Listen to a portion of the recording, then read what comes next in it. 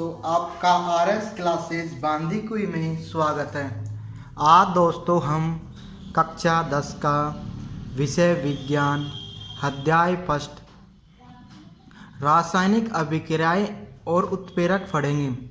सत्र 2023-24 यानी दोस्तों ये न्यू सिलेबस हम ये सत्र नया चालू कर रहे हैं दोस्तों कि अध्याय पहला रासायनिक अभिक्रियाएं और उत्परिवर्तन।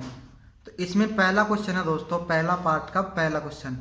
तो जो दोस्तों हम शुरू करते हैं कि भौतिक परिवर्तन एवं रासायनिक परिवर्तन में अंतर बताइए। हमारा पहला क्वेश्चन है दोस्तों, भौतिक परिवर्तन एवं रासायनिक परिवर्तन में अंतर बताइए। तो हम दोस्तों एक सारणी बना लेंगे दोस्तों। मैंने जिस प्रकार बनाई है आप भी उस तरह बना लेना। इसमें हम सबसे पहले भौतिक परिवर्तन देखेंगे। भौतिक परिवर्तन वे होते हैं दोस्तों, वे परिवर्तन होते हैं जिनमें केवल गुणों, रंग, अवस्था में परिवर्तन होता है, यानी केवल इनके भौतिक गुणों में परिवर्तन होता है, भौतिक परिवर्तन कहलाते हैं। रासायनिक परिवर्तन वे होते हैं दोस्तों जिनके गुणों में परिवर्तन हो जाता है। जैसे दोस्तों मैं एक पहली परिभाषा लिख देता हूं इसमें। भौतिक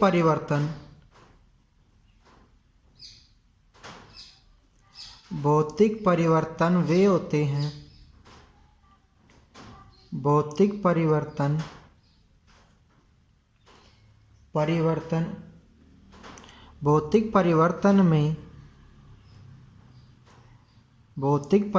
में पदार्थ की भौतिक अवस्थाएं, भौतिक अवस्था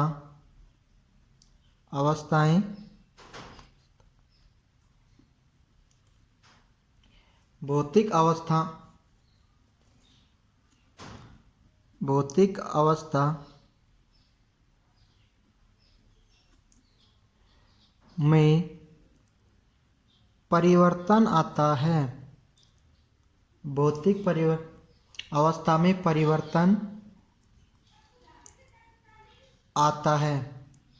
इसी प्रकार हम इसमें लिखेंगे दोस्तों, इसमें भौतिक अवस्थाओं में परिवर्तन आता है। इसमें लिखेंगे दोस्तों रासायनिक अभिक्रिया, रासायनिक परिवर्तन में रासायनिक परिवर्तन में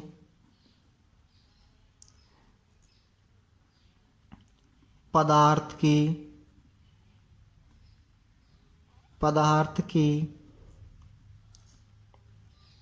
भौतिक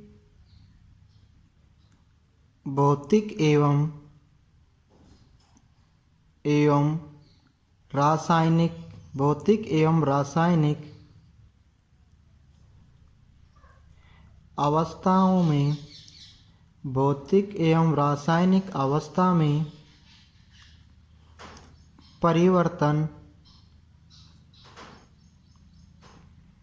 परिवर्तन आता है।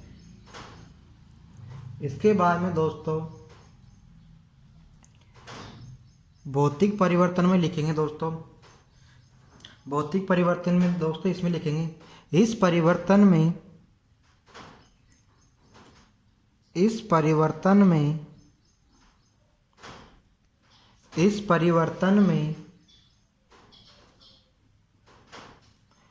परिवर्तन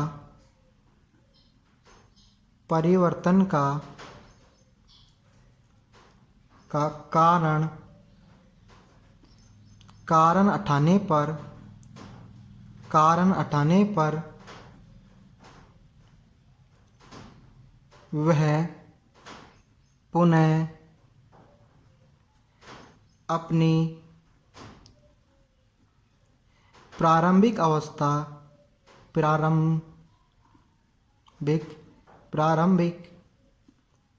अवस्था प्राप्त कर लेता है, प्राप्त कर लेता है, अर्थात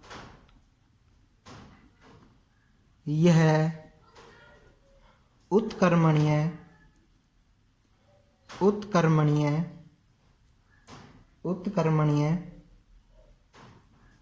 उत्कर्मणीय होता है। अब दोस्तों रासायनिक परिवर्तन में लिखेंगे हम, इस परिवर्तन में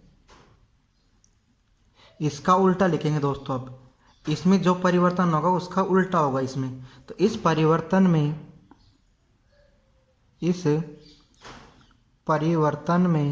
परिवर्तन में परिवर्तन का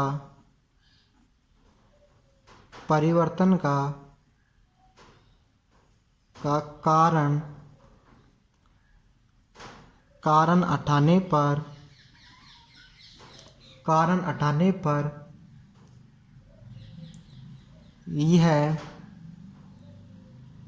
यह पुनः अपनी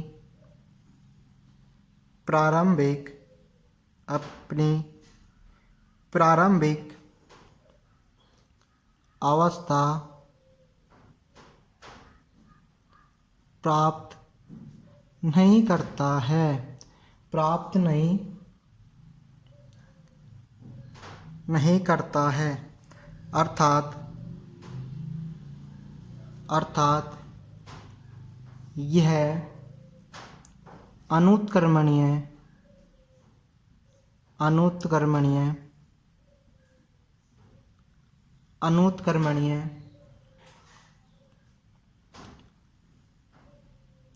होता है। इसके बाद में अगला पॉइंट लिखेंगे दोस्तों इसी में ही। तीसरा पॉइंट दोस्तों, भौतिक परिवर्तन में ये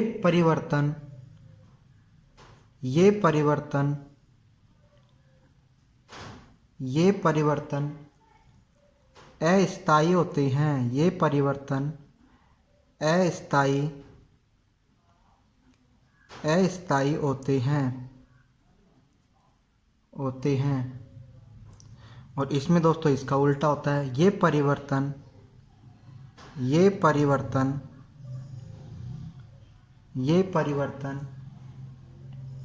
स्थायी होते हैं। ये परिवर्तन स्थायी होते हैं। इसके बाद में दोस्तों भौतिक परिवर्तन में चौथा पॉइंट लिखेंगे। इसमें नए पदार्थों का निर्माण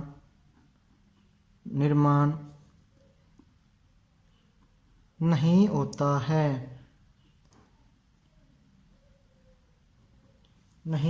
है। और दोस्तों इसका उल्टा रासायनिक परिवर्तन में होता है। इसमें नए पदार्थों का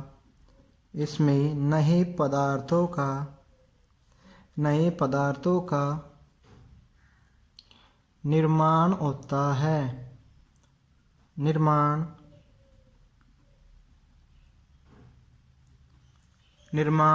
है। जैसे दोस्तों उदाहरण, अब दोस्तों मैं उदाहरण लिख देता हूँ आपके सामने। जैसे दोस्तों जल का बर्फ में बदलना और बर्फ का वापिस जल में बदलना, या दोस्तों इसके बाद में या जल का वाष्प में बदलना,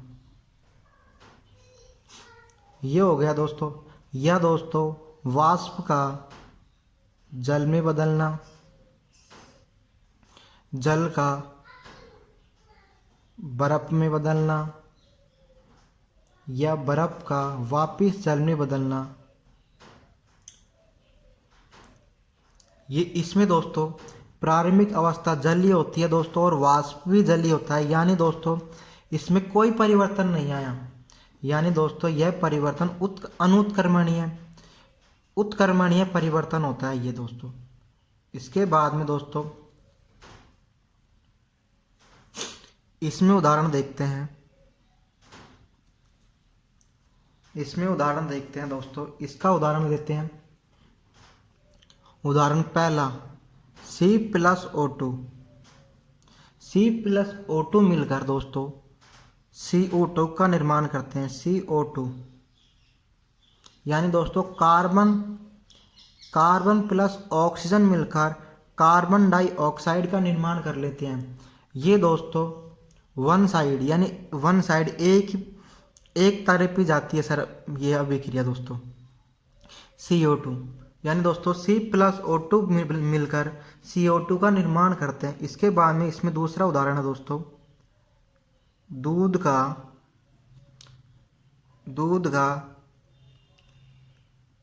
का दही में बदलना।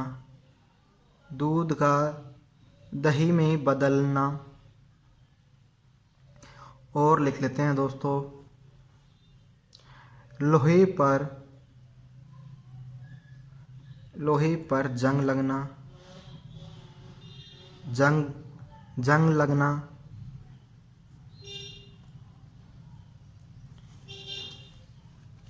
इसके बाद में दोस्तों कागज का जलना। इसके बाद में अगला उदाहरण है दोस्तों बनी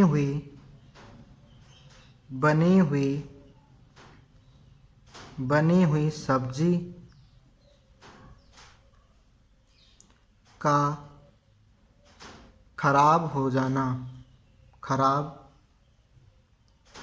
होना। इनमें दोस्तों जो पदार्थ दही से वापस दूध नहीं बनाया जा सकता, तो दोस्तों इसमें अनुत्क्रमणीय परिवर्तन यानी एक ही दिशा में परिवर्तन होते हैं। लेकिन दोस्तों भौतिक परिवर्तन एक ऐसा परिवर्तन है दोस्तों उसमें दोनों साइड यानी दोस्तों जल से बर्फ भी बन सकती है, बर्फ से जल भी बन सकता है। इसमें दोस्तों और उदाहरण भौतिक परिवर्तन में और उदाहरण ले सकते हैं हम दोस्तों जैसे नमक और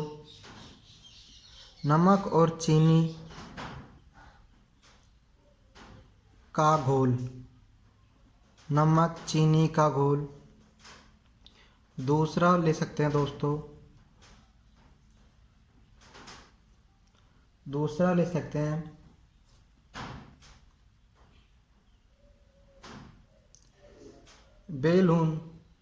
बैलून यानी गुब्बारा।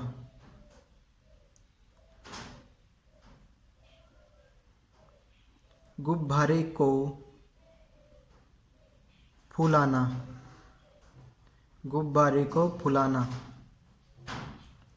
इसमें एक और ले सकते हैं दोस्तों कागज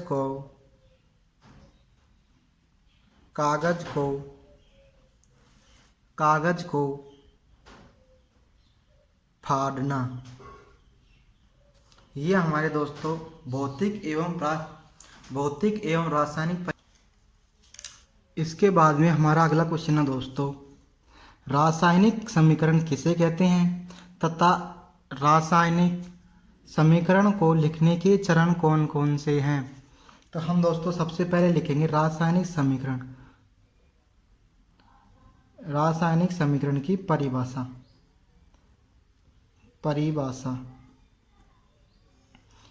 किसे कहते हैं किसी रासायनिक अभिक्रिया में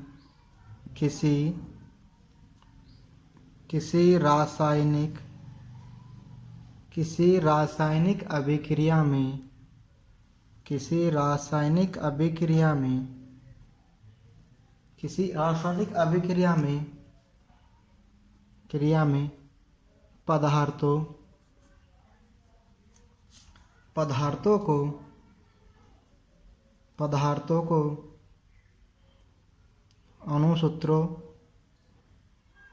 अणुसूत्रों एवं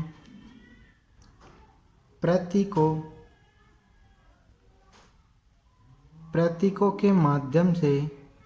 के माध्यम से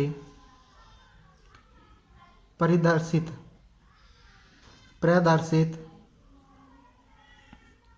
किया जाता है तो उसे रासायनिक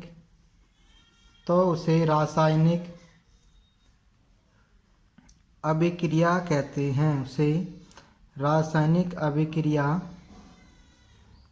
कहते हैं।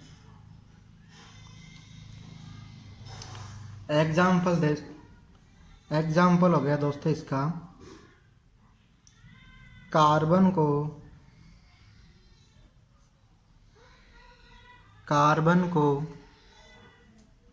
ऑक्सीजन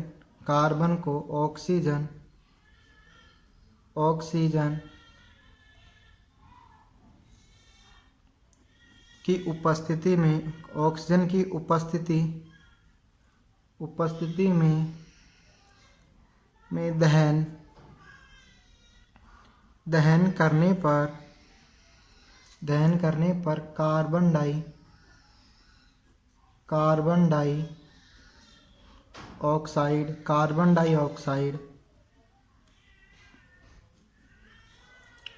डाइऑक्साइड गैस तथा कार्बन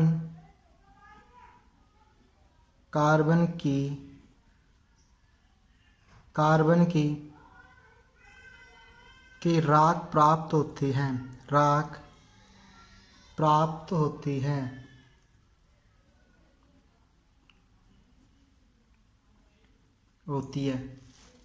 जैसे इसको लिखेंगे दोस्तों हम, कार्बन प्लस ऑक्सीजन दहन कराने पर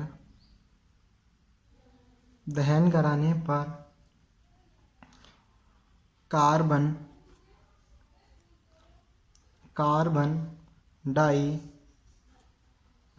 डाइऑक्साइड।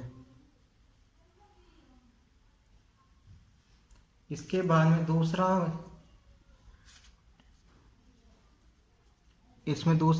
एग्जाम्पल लेंगे दोस्तों हम,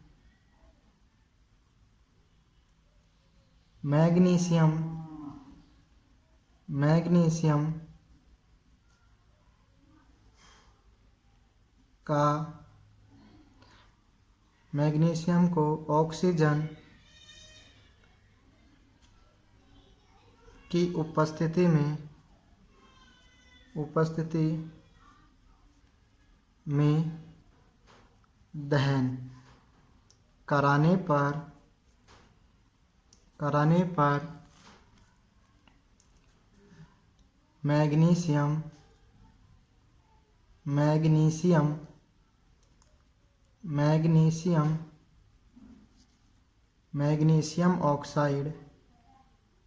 magnesium oxide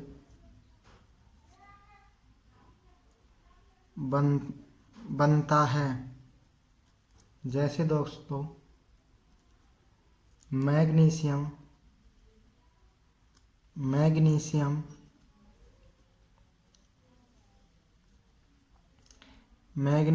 plus oxygen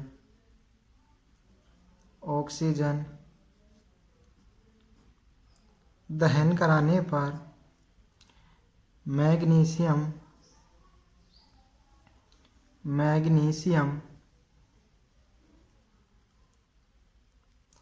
oxide बनता है। तीर के बाईं ओर के सभी अणुओं को अभिकारक तथा तीर के दाईं ओर के सभी अणुओं को उत्पाद कहते हैं, उत्पाद कहते हैं। इसके बाद में दोस्तों हमारा अगला पॉइंट है दोस्तों, रासायनिक समीकरण को लिखने के चरण। हमारा अगला पॉइंट है दोस्तों, रासायनिक समीकरण को लिखने के चरण।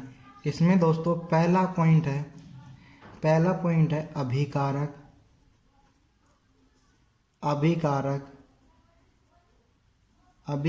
व उत्पाद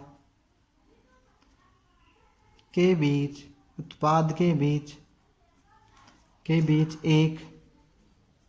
एक तीर। जैसे दोस्तों ये तीर बना दिया मैंने, इस प्रकार का चिन्ह तीर लगाकर दर्शाया जाता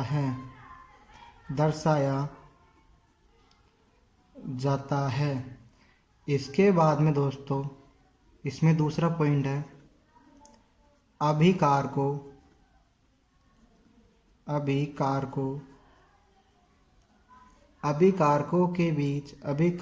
के बीच योग, यानी दोस्तों प्लस का चिन्ह लगाकर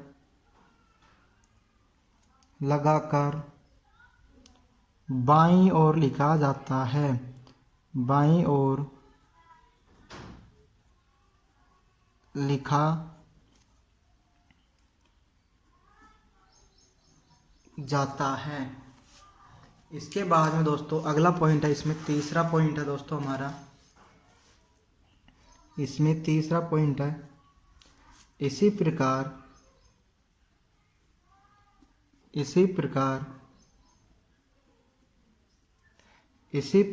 उत्पादों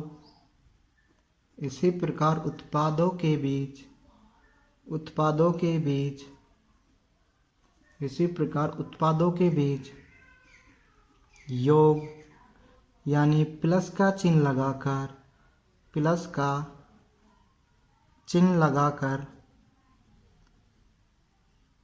लगाकर दाईं ओर लिखते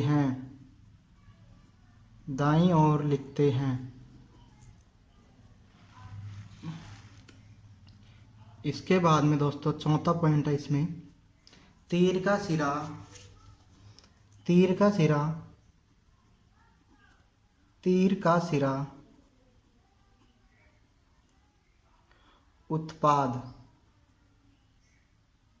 उत्पाद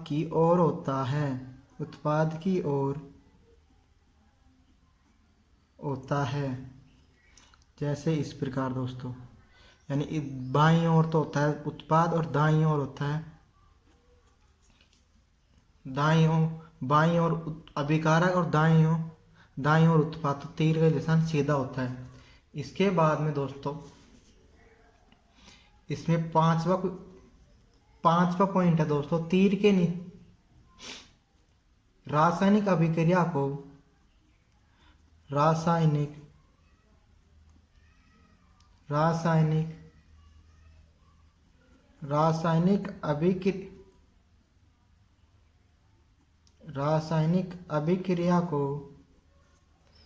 अभिक्रिया को लिखते समय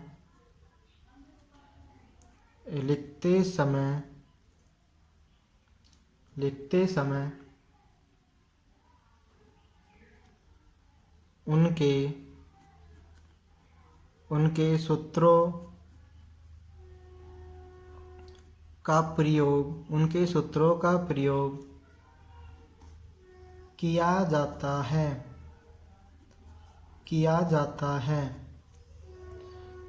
जिससे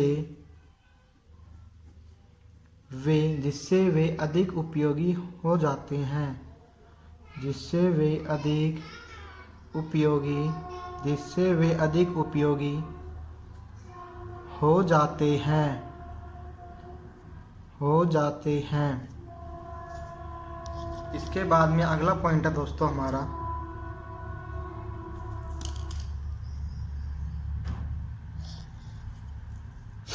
पॉइंट नंबर 6,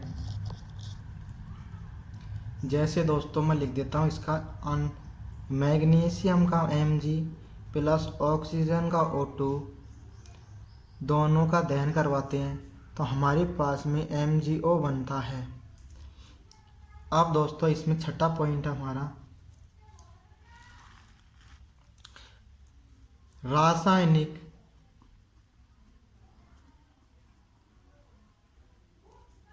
रासायनिक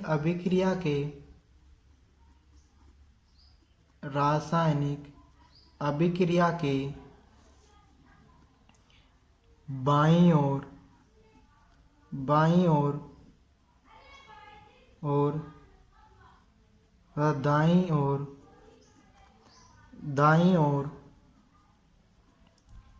परमाणुओं की संख्या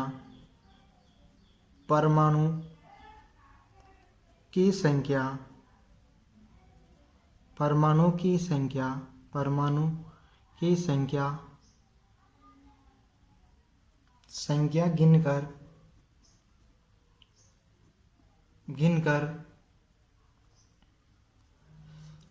उनकी तुलना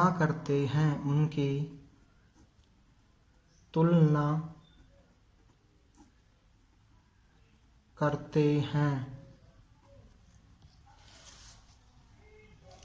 इसके बाद में अगला पॉइंट है दोस्तों हमारा, इसी में 7वां पॉइंट है दोस्तों, रासायनिक अभिक्रिया में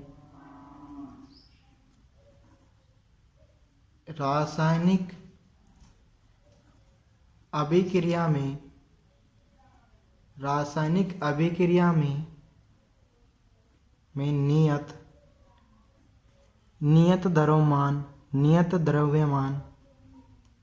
द्रव्यमान संरक्षण नियम लागू होता है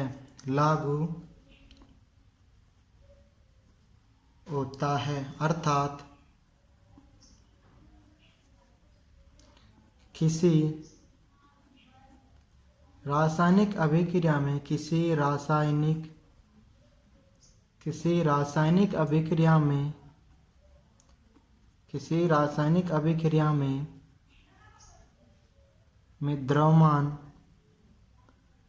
द्रव्यमान को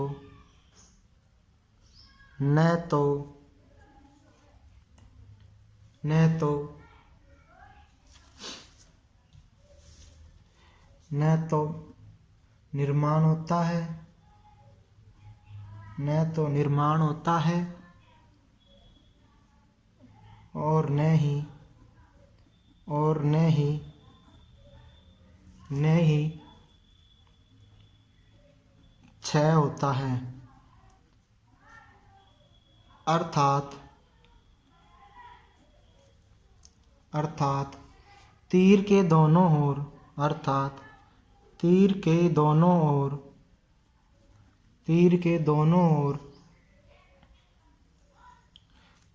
ओर समान परमाणु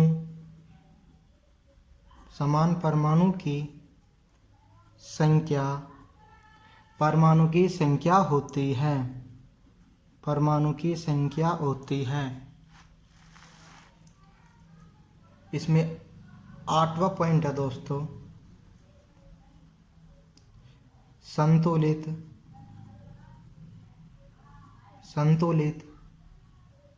संतुलित समीकरण को हिट एंड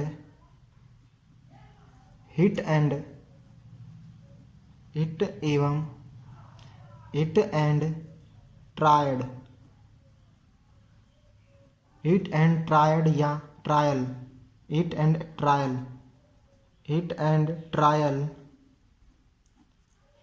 मेथड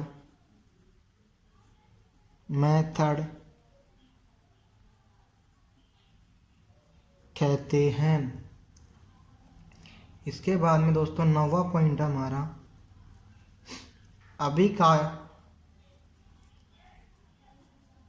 अभिक्रिया में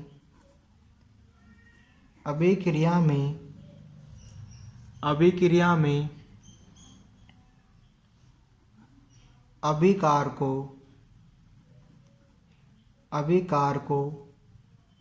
व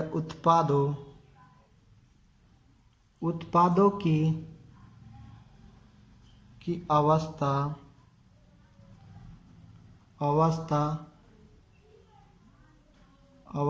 दर्शाते हैं। जैसे दोस्तों carbon plus oxygen carbon dioxide बनती है। तो दोस्तों यहाँ पे कार्बन होता है जो दोस्तों सॉलिड होता है, और ऑक्सीजन होता है जो गैस अवस्था में होता है, और CO2 भी क्या होती है दोस्तों, गैस अवस्था में होती है। तो S का मतलब है दोस्तों, S का मतलब है सॉलिड यानी ठोस। L का मतलब होता है दोस्तों लिक्विड अर्थात द्रव, और G का मतलब होता है दोस्तों गैस अर्थात गैस। इसके बाद में दोस्तों हमारा 10वां पॉइंट है इसमें, अभिकारकों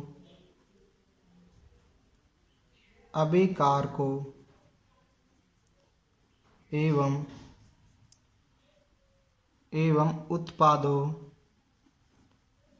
उत्पादों को जब जलीय विलयन के रूप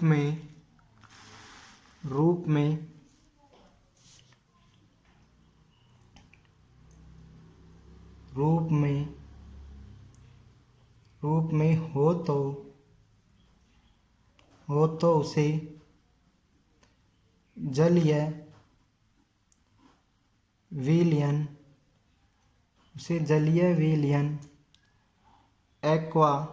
एक्वस AQ से दर्शाते हैं। AQ से यानी जलीय विलयन को एक्वस AQ से दर्शाते हैं। इसमें अगला पॉइंट है दोस्तों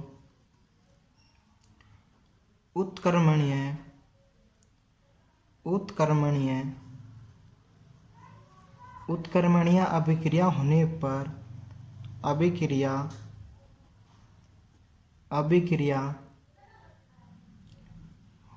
पर उसमें दोनों साइड के चिन्ह लगाते हैं दोस्तों, ऐसे यानी पूरा चिन्ह नहीं लगाते दोस्तों, आधा इधर की साइड और आधा इधर की साइड द्वारा प्रदर्शित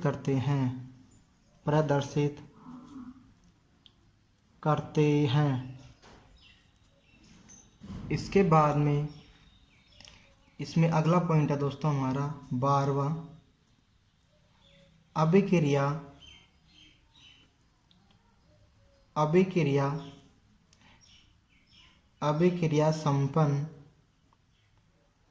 संपन्न होने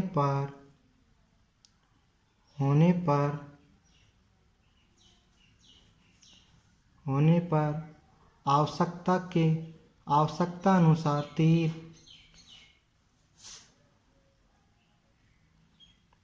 संपन्न होने पर आवश्यकता अनुसार तीर के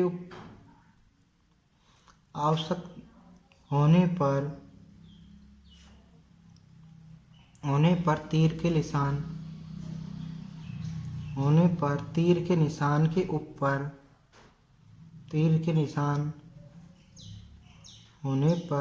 निशान के ऊपर जो अभिक्रिया में हो रहा है उसे दर्शाते हैं। जैसे अभिक्रिया में दहन हो रहा है या ऊष्मा शोषी है या प्रकाश की उपस्थिति में हो रही है या इसके ऊपर दर्शाते हैं। जैसे दोस्तों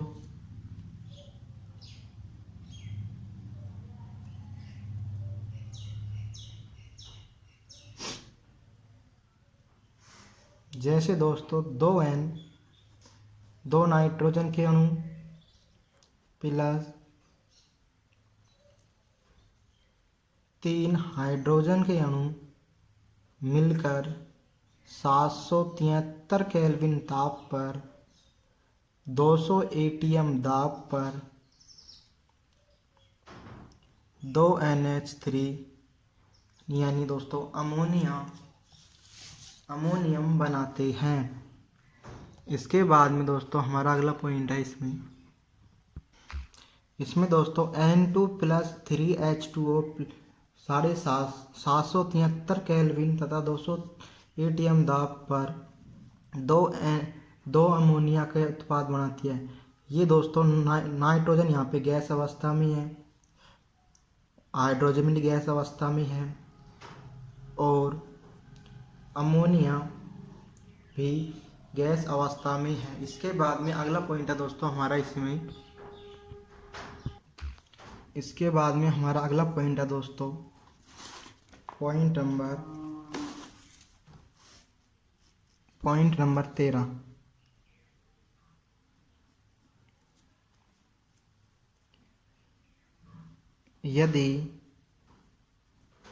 यदि अभिक्रिया ऊष्मा शोषी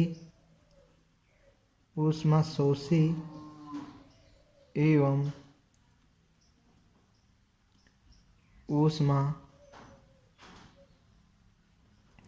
ऊष्मा क्षेपी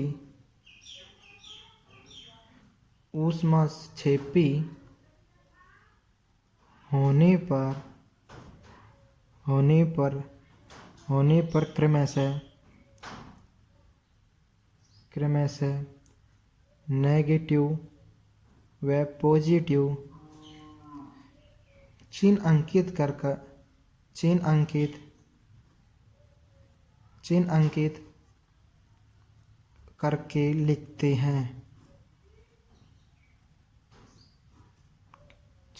करके लिखते हैं।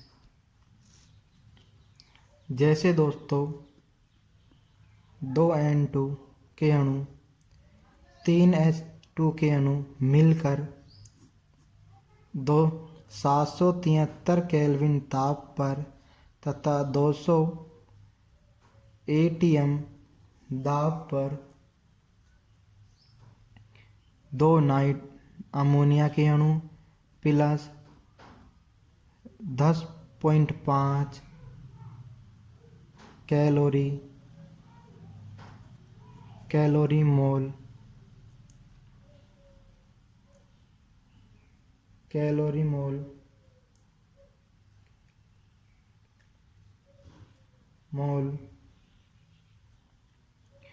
ऊर्जा उत्पादन करते हैं। इसको दोस्तों कैलोरी उत्पन्न होती है।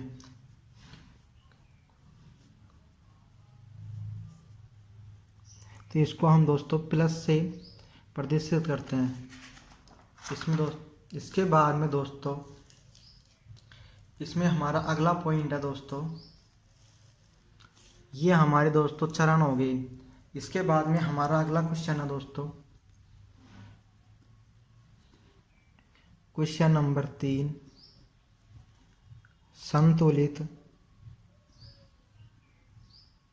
संतुलित रासायनिक समीकरण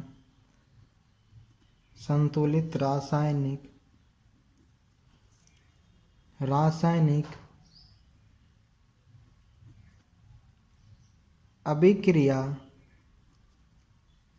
अभिक्रिया का महत्व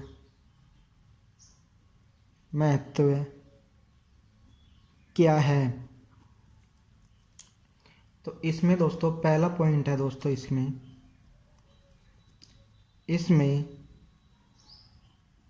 किसमें दोस्तों संतुलित रासायनिक अभिक्रिया में इसमें क्रियाकार को एवं उत्पादों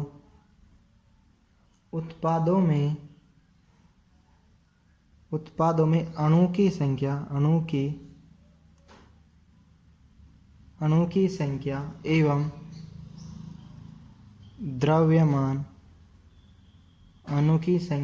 द्रव्यमान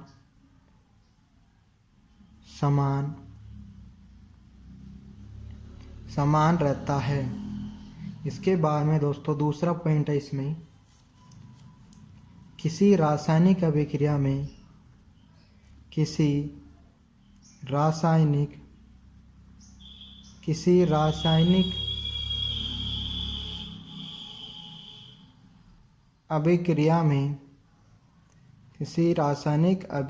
में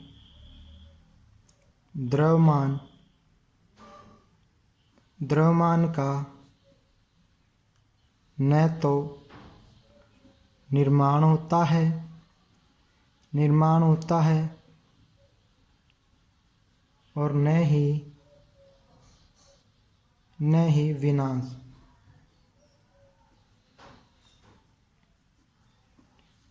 अर्थात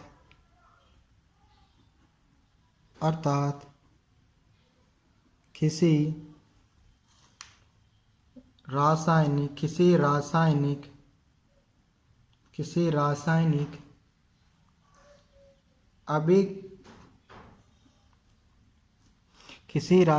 अभिक्रिया के उत्पाद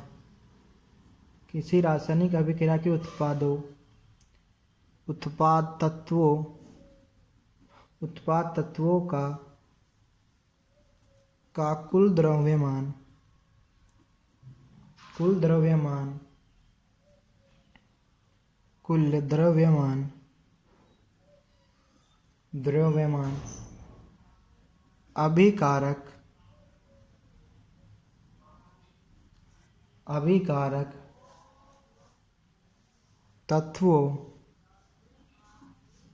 अभिकारक तत्वों के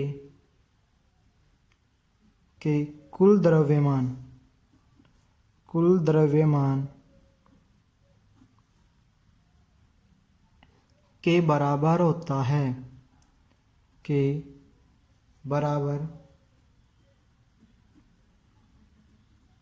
है। इसके बाद में अगला पॉइंट है दोस्तों तीसरा, दूसरे शब्दों में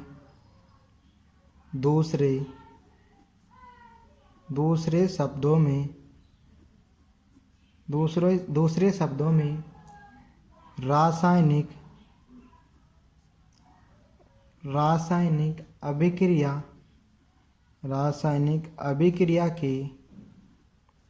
अभिक्रिया के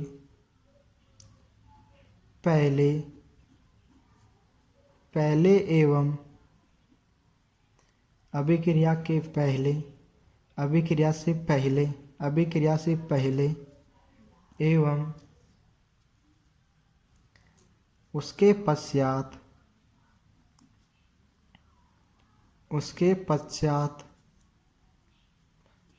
प्रत्येक तत्व के परमाणु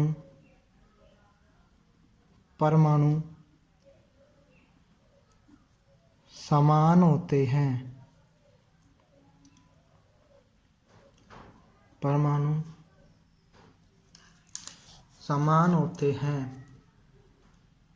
इसे कंकाली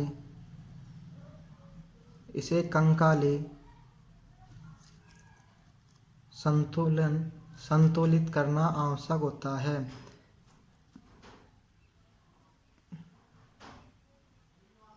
इसे कंकाली समीकरण के द्वारा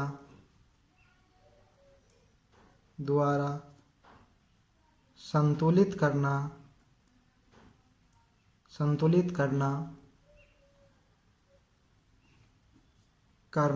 आवश्यक होता है। जैसे दोस्तों Zn प्लस H2SO4 अभिक्रिया का चिन्ह ZnSO4 प्लस H2। तो दोस्तों हमको इसमें दोस्तों यहाँ पे दोस्तों एस, तो हमको दोस्तों इनमें दोनों साइड देखनी है कि इसमें उत्पादों की संख्या समान है या नहीं है। तो हम दोस्तों सारणी बनाते हैं। पहले तत्व,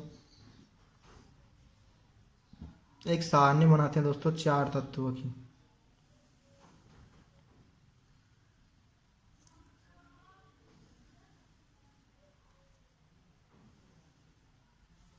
तत्व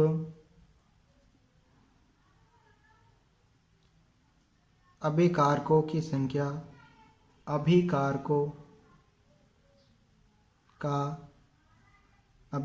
की परमाणु संख्या, परमाणु संख्या। और दूसरे हम लिखेंगे दोस्तों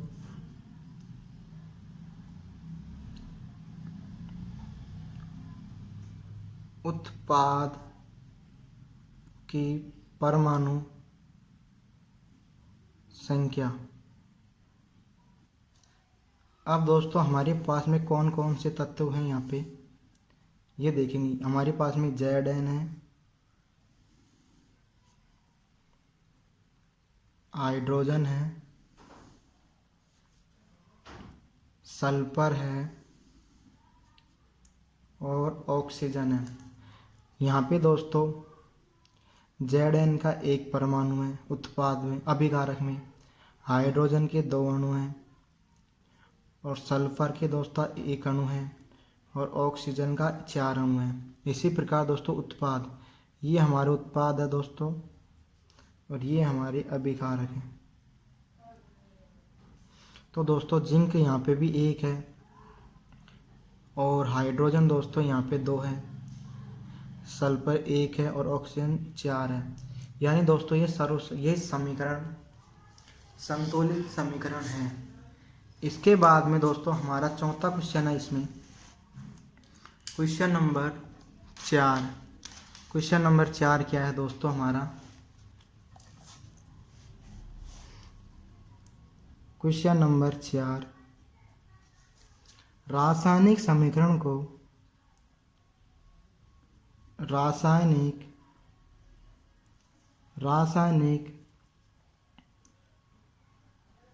समीकरण को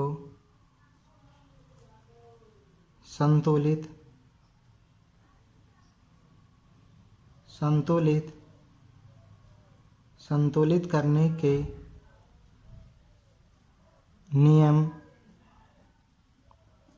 नियम क्या है?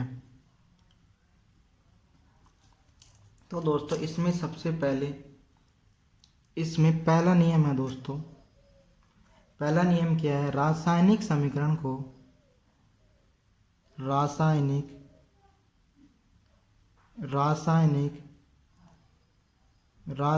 समीकरण को संतुलित करने के लिए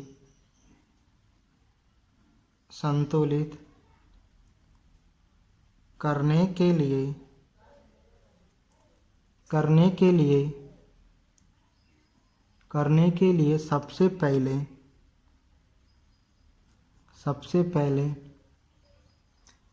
प्रत्येक सूत्र के चारों ओर प्रत्येक सूत्र के चारों ओर एक बॉक्स बना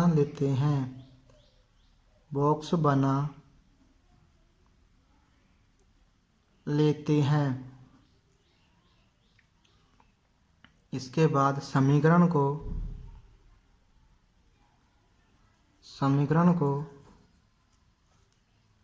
संतुलित करते समय संतुलित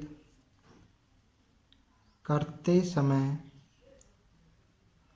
समय बॉक्स के अंदर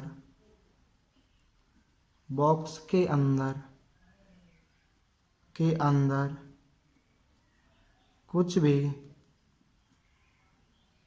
भी परिवर्तन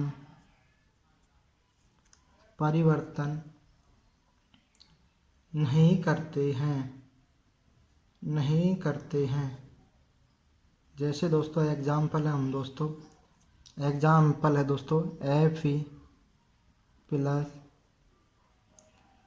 H2O अभिक्रिया का चिन्ह Fe3O4 प्लस H2। अब दोस्तों इनके चारों ओर बॉक्स बना लेंगे हम। इसके बाद में दोस्तों बॉक्स के अंदर हमको कुछ भी परिवर्तन नहीं करना है। इसके बाद में दोस्तों इसमें दूसरा पॉइंट है हमारा असंतुलित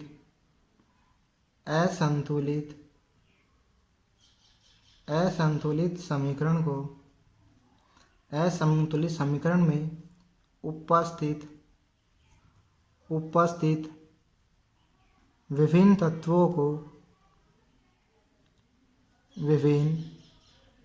तत्वों को के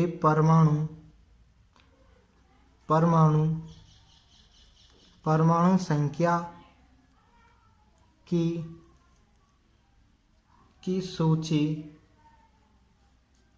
सूची बना लेते हैं।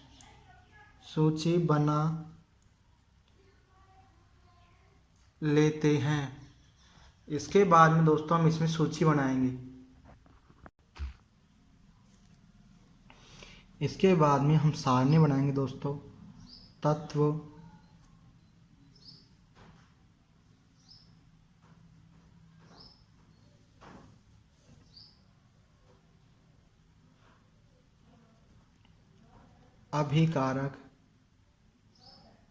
अभिकारक के परमाणु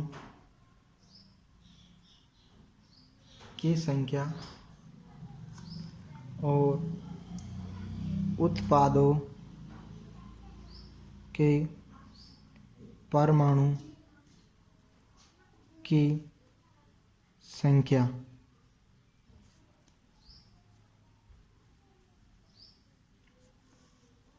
इसमें दोस्तों हमारे पास में एक तो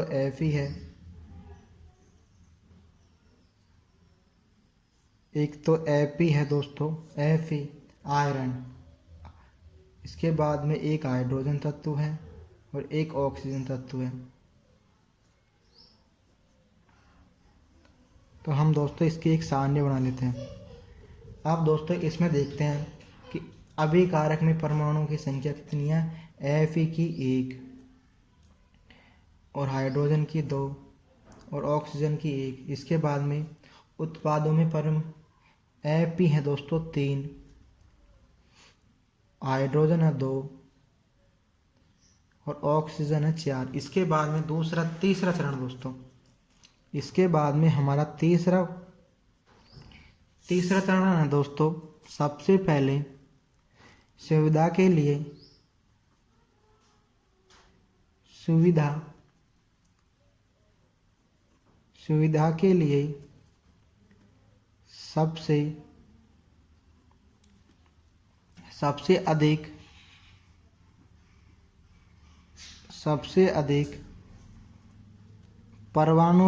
सबसे अधिक परमाणु वाले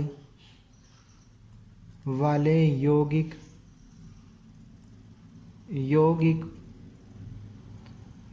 को पहले संतुलित करते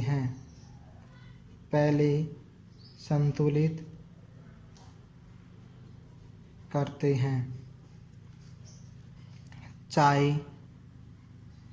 चाहे वह अभिकारक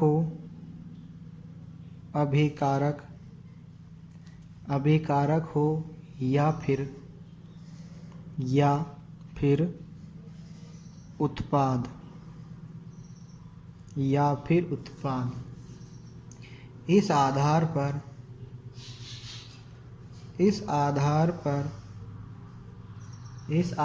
पर हम Fe3O4 को, इस आधार पर हम Fe3O4 में ऑक्सीजन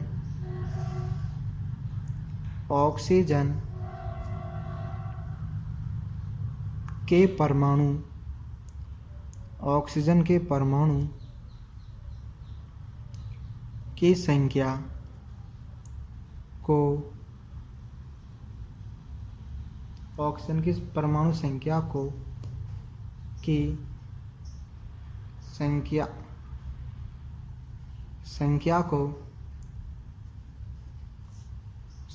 को दाईं ओर के 4 परमाणु और बाईं ओर के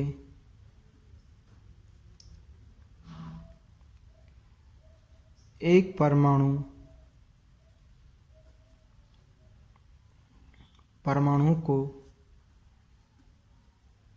को संतुलित करेंगे।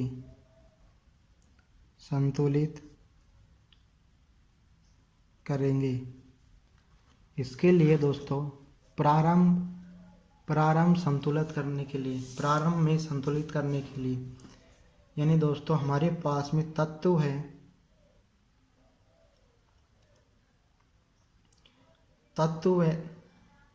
यानी संतुलित करने के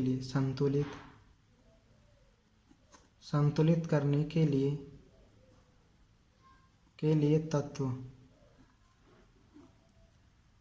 अभिकारक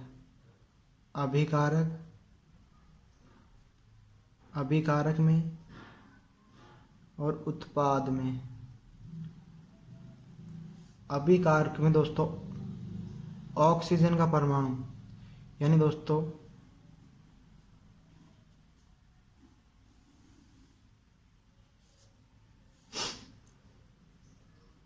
इसमें दोस्तों H2O और इसमें Fe3O4 है। तो यहाँ पे दोस्तों अभिकारक में हमारे पास में एक ऑक्सीजन का परमाणु और उत्पाद में दोस्तों 4 ऑक्सीजन के परमाणु हैं। तो इनको हम संतुलित करेंगे तो 4 से गुणा करेंगे, इसको हम 4 से गुणा करेंगे दोस्तों, 4 से गुणा करेंगे दोस्तों, तो हमारे पास में समीकरण बनेगी दोस्तों, हमारे पास में समीकरण बनेगी Fe+4H2O। बॉक्स लगा देंगे दोस्तों, ये बॉक्स के अंदर हमको कुछ भी परिवर्तन नहीं करना है दोस्तों। इसके बाद में Fe3O4 बॉक्स H2। इसके बाद में दोस्तों चौथे चरण में हम Fe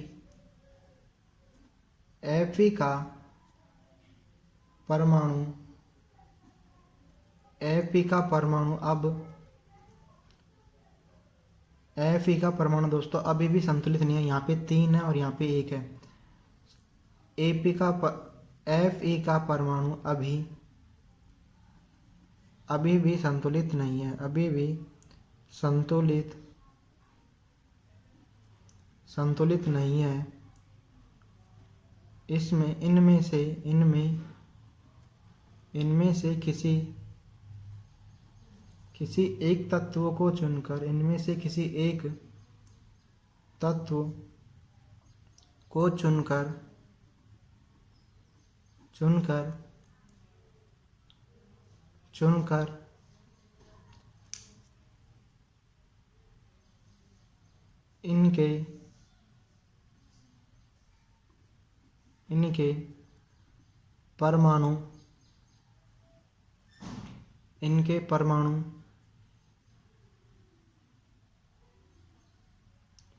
इनके परमाणु की संख्या को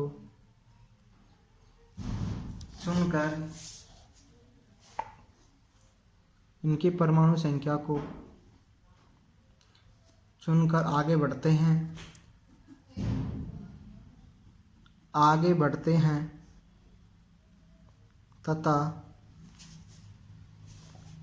अब हम आंशिक रूप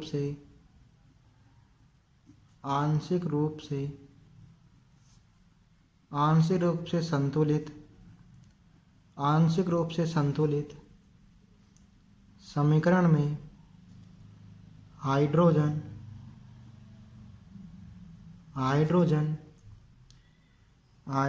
परमाणु को संतुलित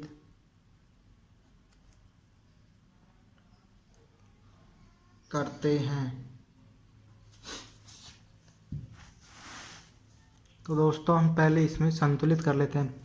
तो अब दोस्तों 5वां चरण है दोस्तों हमारा हाइड्रोजन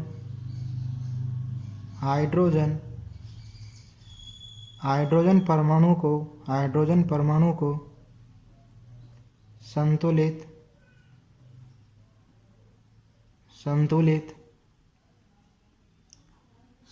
करने के लिए दाईं ओर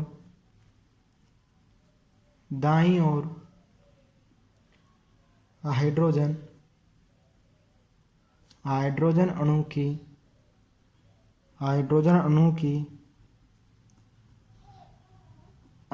अणु की संख्या को 4 से गुणा करते हैं। जैसे दोस्तों Fe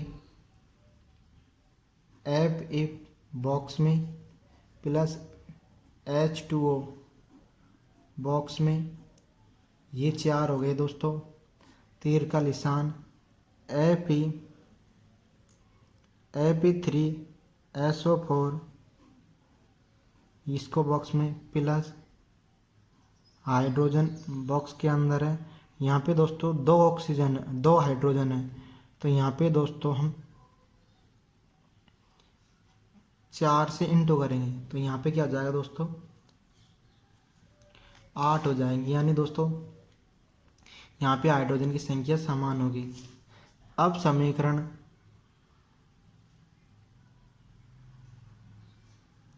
हो गई दोस्तों। इसके बाद में दोस्तों अगला पॉइंट है दोस्तों पॉइंट 6। अब हम तीसरा तत्व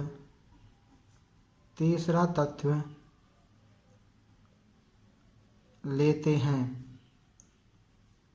तथा समीकरण में अब तक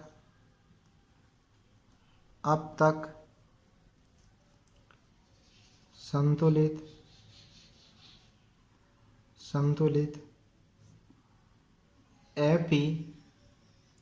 एपी तत्वों को तक असंतुलित एपी तत्वों को संतुलित करते हैं। इसके बाद में दोस्तों हम लिखेंगे तत्व हो गया Fe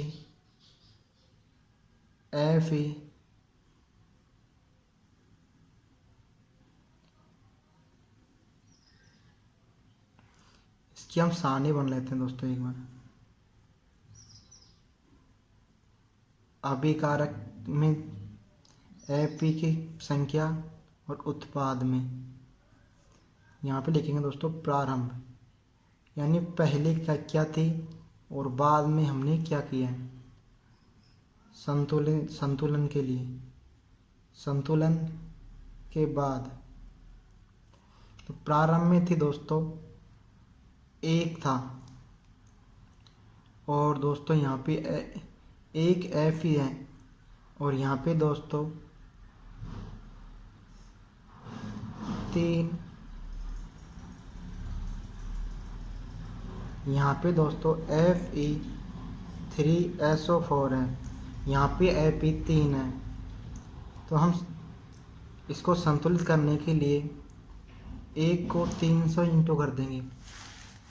इसके बाद में दोस्तों Fe के साथ में बाईं और 3 का गुणा कर देंगे। Fe के साथ बाईं और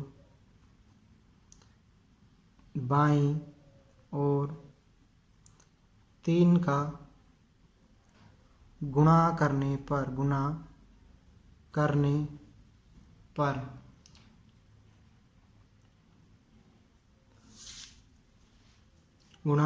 पर तो हम दोस्तों समीकरण लिखेंगे। ये हमारी 3Fe प्लस 4 ब्रैकेट बॉक्स बनाएंगे H2O, तीर का निशान Fe3O4 प्लस 4H2O। इसके बाद में दोस्तों हम ये समीकरण हमको जो प्राप्त हुई है,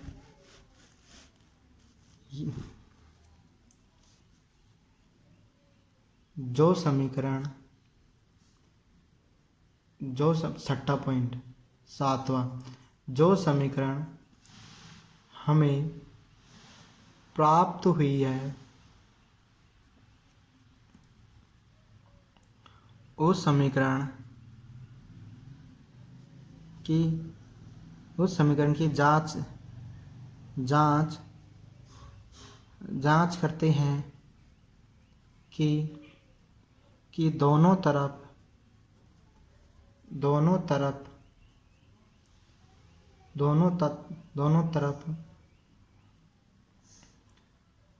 तत्वों के परमाणुओं की संख्या समान है ना है। तो हम लिखेंगे दोस्तों 3Fe प्लस 4H2O, तीर का निशान Fe3O4 प्लस 4H2O। तो दोस्तों यह हमारी संतुलित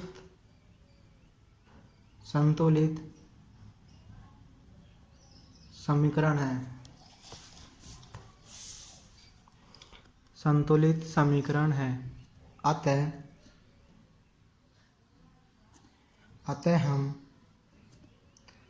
संतुलित समीकरण को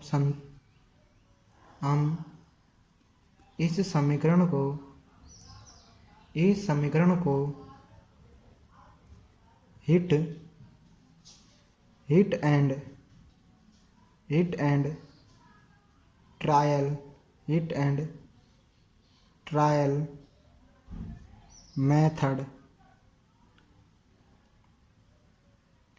मेथड कहते हैं। मेथड या विधि कहते हैं। इसके बाद अगला पॉइंट है दोस्तों, इसमें उपस्थित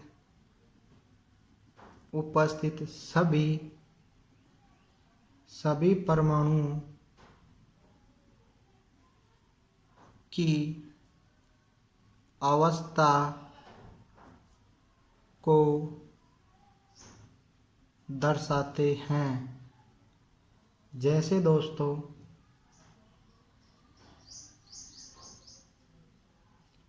3Fe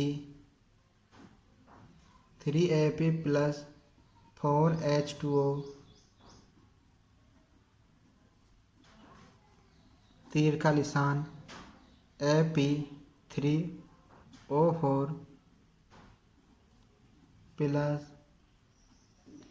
4H2। तो दोस्तों Fe यहाँ पे दोस्तों सॉलिड अवस्था में है और H2O यहाँ पे गैस अवस्था में है। Fe3O4 सॉलिड अवस्था में है तथा H2 यहाँ पे गैस अवस्था में है। तो ये दोस्तों हमने बता दिया S क्या होता है, गैस सॉलिड होता है, G गैस होती है, S सॉलिड। ये तो ये दोस्तों हमारी समीकरण थी। इसके बाद में दोस्तों अगले पार्ट में करेंगे दोस्तों इससे आगे। यदि आपको हमारी वीडियो पसंद आई हो दोस्तों तो हमारे चैनल RS क्लासेज बांदीकुई को सब्सक्राइब करें तथा ज़्यादा से ज़्यादा शेयर करें।